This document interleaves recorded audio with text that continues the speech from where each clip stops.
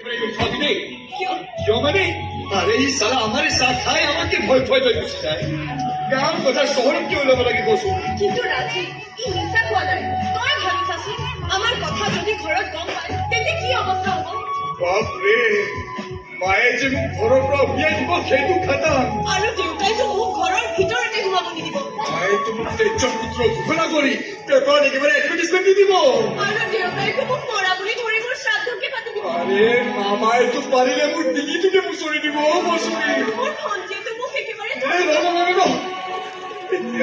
ভয় ভয় নিদিবিছো আৰে মনে বিয়া পাতিছো তেতিয়া ভয় কিয় কাৰণে কৰিম হা বসুন ঐ আৰু এতিয়া ভয় কৰি কি লাভ হা বিয়া মতা সময়ত একেবাৰে কনক বতাৰ দৰে লেকচাৰ দি আছিলি আৰু নিজেওতো একেবাৰে খালি আছিলি যে তই গোটেই সমাজখন পৰিৱৰ্তন কৰি দিবি এইটো নেকি কৰিম তো তেতিয়াও মিছা কোৱা নাছিলো এতিয়াও কৈছো কৰিম কি তই তই সমাজ পৰিৱৰ্তন কৰিবি মাৰৰ সন্মুখত গৈ তই সঁচা কথাখিনি ক'ব পাৰিবি